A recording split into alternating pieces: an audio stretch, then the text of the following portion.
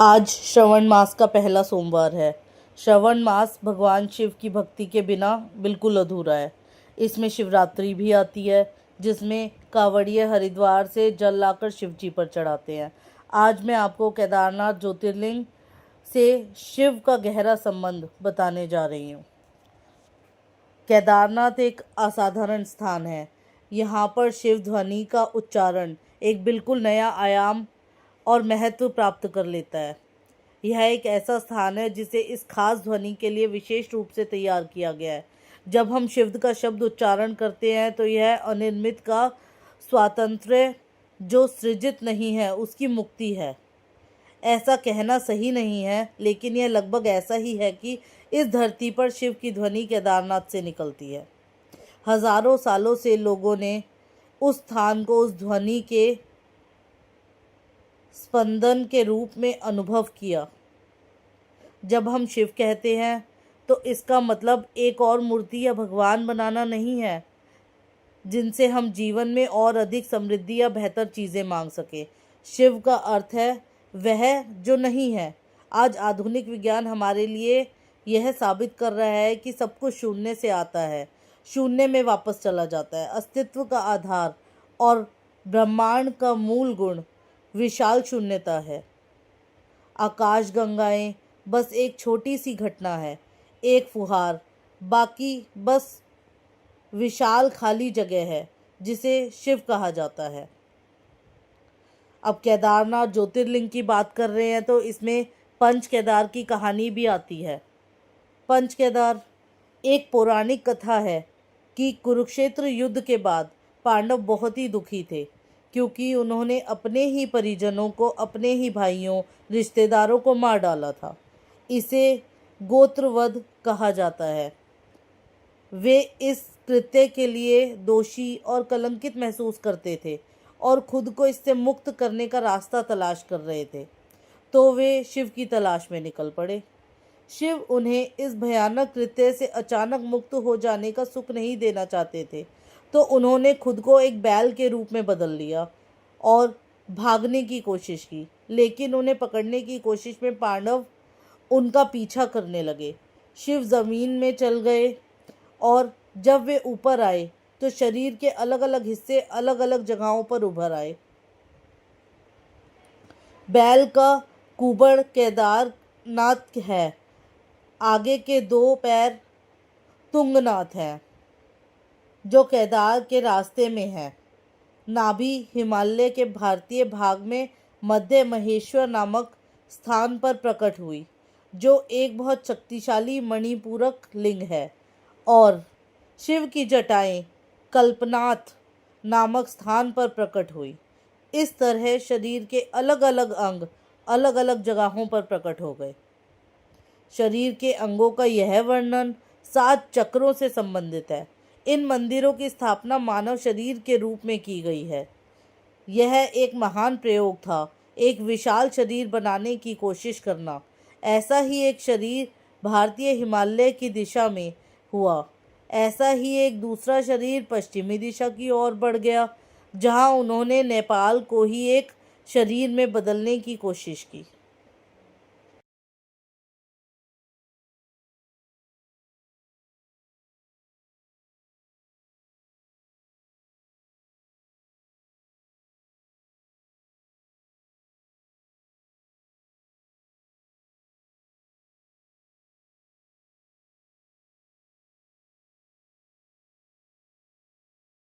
केदारनाथ ज्योतिर्लिंग ऊर्जाओं का एक मादक मिश्रण भी है।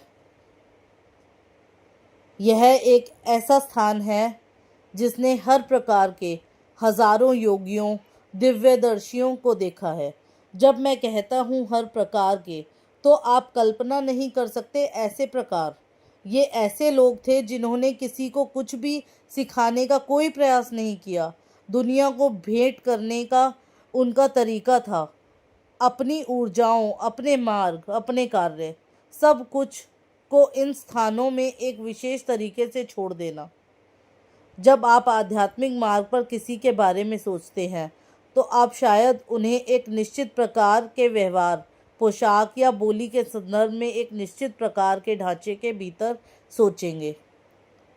लेकिन यह केवल उस प्रकार के आध्यात्मिक व्यक्ति की भूमि नहीं है। आपकी समझ के तरीकों में फिट बैठे ऐसे लोग भी यहाँ रहे हैं, लेकिन ऐसे और भी बहुत से लोग रहे हैं जो पूरी तरह से जंगली हैं, जिन्हें आप कभी आध्यात्मिक व्यक्ति के रूप में नहीं पहचान सकते। लेकिन ये ऐसे लोग हैं जिन्होंने अस्तित्व के शिखरों को छुआ है। जब हम एक योगी कहते हैं तो हमारा मतलब एक निश्चित व्यवहार या नैतिकता वाले व्यक्ति से नहीं होता। एक योगी के साथ पूरी तरह से सामंजस्य में होता है, इतना सामंजस्य कि वह जीवन को विघटित कर सकता है और फिर से जोड़ सकता है। मूलभूत जीवन जो आप हैं, अगर आप उसे पूरी तरह से विघटित कर सकते हैं और वापस जोड़ सकते हैं, तभी आप एक योगी कहलाएंगे। ऐसा कोई अद्भुत मनुष्य रहे हैं, बहुत से रहे हैं, पर कई बार हम पहचान नहीं पाते।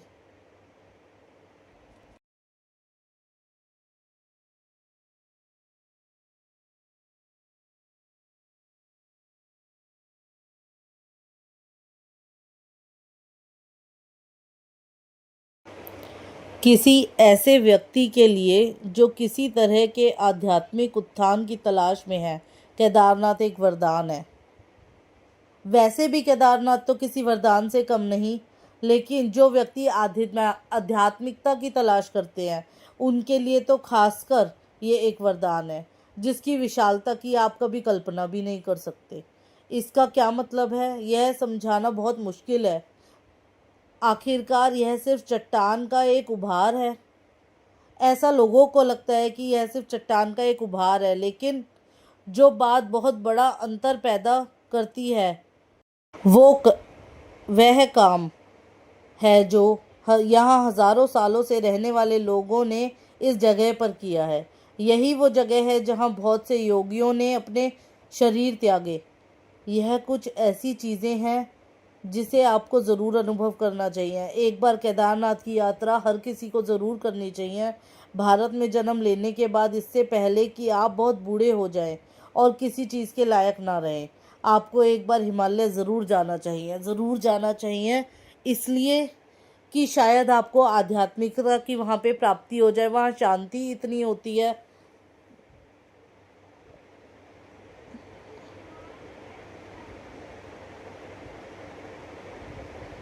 अब केदारनाथ की जब शिवजी से हम कल्पना कर रहे हैं, तो केदारनाथ ज्योतिर्लिंग मंदिर और आदि शंकर की भी बात कर लेते हैं। आदि शंकराचार्य की बुद्धि असाधारण थी और वे भाषा के प्रकांड पंडित थे। अपने छोटे से जीवन के दौर में उन्होंने इस देश की लंबाई और चौड़ाई चलकर नापी। शंकराचार्य कालाड़ी नामक एक गांव से आए थे, जिसका शाब्दिक अर्थ है पैरों के नीचे। दक्षिण में हम भारत माता के चरणों में हैं। भारत का मतलब है कि हमने हमेशा सीखा कि कैसे ईश्वर के चरणों में रहना है। ईश्वर के चरणों में रहकर हम विकसित हुए, हम खिले। यह दिखावटी आडंबर की संस्कृति नहीं है, बल्कि स्वाभाविक धर्मपरायण संस्कृति है। आदि शंकराचार्य ने कहा, सब कुछ माया है। माया का अर्थ भ्रम होता है, इस मायने में कि आप इसे उस तरह नहीं देख रहे हैं जैसे कि यह है। यहाँ आपका यह शरीर ठोस लगता है, लेकिन आप जो खाना खाते हैं, जो पानी पीते हैं या जो हवा से सांस लेते हैं, उससे आपके शरीर की कोशिकाएं हर दिन बदलकर नहीं हो रही हैं। क्या आप ये सब महसूस कर रहे हैं? इसका मतलब है कि कुछ समय बाद आपके पास एक बिल्कुल नया शरीर होगा, लेकिन आपके अनुभव ने ऐसा लगता है कि यह वही शरीर है। यही माया है। इसी तरह जिस तरह से आप 5 इंद्रियों के माध्यम से अस्तित्व को समझते हैं, वह पूरी तरह से गलत है। यह भ्रम है, माया है, जिसके बारे में शंकर ने बात की थी। एक कहानी है कि कैसे काशी में एक बार सुबह सुबह स्नान के बाद आदिशंकर मंदिर में प्रवेश कर रहे थे। तभी एक चांडाल उनके रास्ते में आ गया। चांडाल एक खास जाति थी जो शमशान घाटों की देखभाल करती थी। उन्हें सबसे नीचा और अशुभ माना जाता था। ऐसी मान्यता थी कि अगर आप चांडाल को देख लेंगे तो मृत्यु हो जाएगी। कोई भी उनसे कोई संबंध नहीं रखना चाहता था और बहिष्कृत किया जाता था उन लोगों को। तो जब यह आदमी उनके सामने आया तो शंकर ने कहा, दूर हटो। वह आदमी वहीं खड़ा रहा और पूछा, कौन दूर हटे, मैं या मेरा शरीर? इसे सुनकर शंकर बहुत प्रभावित हुए। वह सबको यह सिखाते घूम रहे थे, यह शरीर तुम नहीं हो, यह सब माया है। अब जब उस आदमी ने यह सवाल पूछा तो उन्हें बहुत आघात लगा। उसके बाद उन्होंने फिर कभी एक शब्द नहीं बोला, कभी कोई शिक्षा नहीं दी। वे बस हिमालय में चले गए। केदारनाथ में आज भी उनका एक स्मारक है। बस उनका हाथ और छड़ी संगमरमर पर उकेरी गई है, जो दीवार से बाहर उभरी हुई है। वह आखिरी जगह है जहां उन्हें देखा गया था। कहानी यह है कि वह चलकर ऊपर गए, शिव में विलीन हो गए। यह हमारे राष्ट्र और संस्कृति की मूल प्रकृति है। हम दूसरों को रास्ते से हटाकर ऊपर नहीं चढ़ते। हम विनम्रता से ऊंचा उठते हैं, चाहे वह देवता हो, पुरुष हो, महिला हो, बच्चा हो, जानवर हो, पेड़ हो या चट्टान हो। हमने हर चीज के आगे झुकना सीखा है। यही हमारी ताकत रही है, यही हमारा तरीका है, यही हमारे विकास और आत्मज्ञान की प्रक्रिया है। अब बात यह आती है कि शिव बद्रीनाथ से केदारनाथ क्यों चले गए। शिव बद्रीनाथ से केदारनाथ गए थे, क्यों? बद्रीनाथ हिमालय में लगभग 13,700 फीट की ऊंचाई पर एक शानदार स्थान है। बद्रीनाथ के बारे में एक पौराणिक कथा है। यहीं पर शिव और पार्वती रहते थे। एक दिन शिव पार्वती सैर पर निकले। जब वे वापस आए तो उनके घर के प्रवेश द्वार पर एक छोटा सा बच्चा रो रहा था। इस बच्चे को फूट फूट कर रोते देखकर पार्वती की मातृत्व जाग उठा और वह जाकर बच्चे को उठाना चाहती थी। शिव ने उन्हें रोका और कहा, उस बच्चे को मत छुओ। पार्वती ने कहा, कितने निर्दयी हैं आप ऐसा कैसे कह सकते हैं? शिव ने कहा, यह अच्छा बच्चा नहीं है। यह हमारे दरवाजे पर अकेले ही कैसे आ गया? आसपास कोई नहीं है, बर्फ में माता पिता के पैरों के निशान भी नहीं है, यह बच्चा नहीं है। लेकिन पार्वती ने कहा, वो सब मैं नहीं जानती। मेरे अंदर माँ मुझे बच्चे को इस तरह नहीं देंगी। और वह बच्चे को घर के अंदर ले आई। बच्चा बहुत आराम से उनकी गोद में बैठा था और शिव की ओर बहुत प्रसन्नता से देख रहा था। शिव को इसका परिणाम पता था, लेकिन उन्होंने कहा, ठीक है, देखते हैं क्या होता है। पार्वती ने बच्चे को दुलारा और खाना खिलाया और उसे घर पर छोड़कर शिव के साथ पास ही गर्म पानी के झरने में स्नान करने चली गई। जब वे वापस आए तो उन्होंने पाया कि दरवाजे अंदर से बंद थे। पार्वती हैरान रही, दरवाज़ा किसने बंद किया? शिव ने कहा, मैंने तुमसे कहा था इस बच्चे को मत उठाओ। तुम बच्चे को घर में ले आई और उसने दरवाज़ा बंद कर दिया। पार्वती ने कहा, हम क्या करें? शिव के पास दो विकल्प थे, एक तो अपने सामने मौजूद हर चीज़ को जला देना और दूसरा बस कोई दूसरा रास्ता ढूंढकर चले जाना। तो उन्होंने कहा, चलो कहीं और चलते हैं, क्योंकि यह तुम्हारा प्यारा बच्चा है, मैं इसे छू नहीं सकता। इस तरह शिव ने अपना घर खो दिया और शिव पार्वती अवैध विदेशी बन गए। वे रहने के लिए एक आदर्श स्थान की तलाश में इधर उधर भटकते रहे। आखिरकार केदारनाथ में बस गए।